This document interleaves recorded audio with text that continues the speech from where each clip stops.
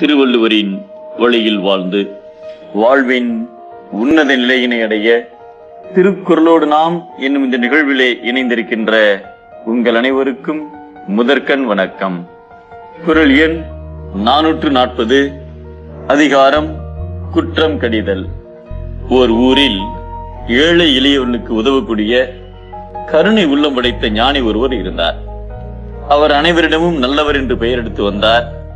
ஒரு நாள் அந்த ஞானியை பார்க்க ஒருவர் வந்தார். அவர் ஞானியிடம், ஐயா, உங்களால் மட்டும் எவ்வாறு நல்லவர் என்றும் கொடைவல்லல் என்றும் அனைவரிடமும் பெயர் எடுக்க முடிந்தது? இதன் ரகசியம் என்ன என்று கேட்டார். அதற்கு ஞானி, என்னுடைய ஆரம்ப காலத்தில் என்னை சுற்றி இருந்த எல்லோருமே நான் செய்யும் ஒவ்வொரு காரியத்தையும் வானலாவ புகழ்ந்து கொண்டே இருந்தனர். என்னை சுற்றிலும் முகஸ்துதியாளர்களின் கூட்டமே கூடியிருந்தது.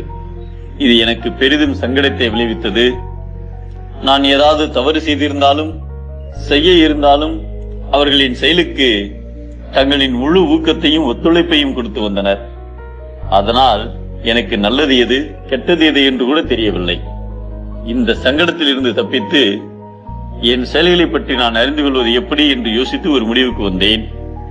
அன்று முதல் மற்றவர்கள் முன்னிலையில் நான் காது கேளாதவன் போல நடிக்க ஆரம்பித்தேன். அனைவரும் அதை அப்படியே நம்பிவிட்டனர்.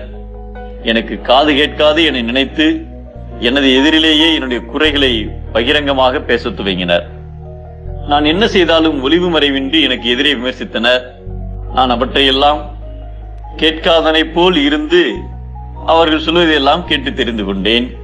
அவர்கள் என்னை பற்றி பேசிய பேச்சுகளில் இருந்து எனது குறைகளை களைவதற்கு அன்று முதல் முயற்சி எடுத்தேன். குறைகளை களைந்து நல்லதை செய்ய ஆரம்பித்த நாளில் இருந்து எனக்கு நல்ல பெயரும் தானே வந்து சேர்ந்தது என்று கூறினார். தனது விருப்பத்தை எதிரிகள் அறியாதபடி உணர்ந்து நிறைவேற்றுபவரிடம் எதிரிகளின் எண்ணம் பயனற்று போகும் என்பதை காதல் அறியாமை உய்கிற்பின் ஏதில ஏதிலார் நூல் என்கிறார் நம் தெய்வப்புலவர் திருவள்ளுவர். விருப்பத்தை விளம்பரப்படுத்துதல் கெடும், விருப்பத்தை அடக்கமாக செயல்படுத்துதலே பலம்.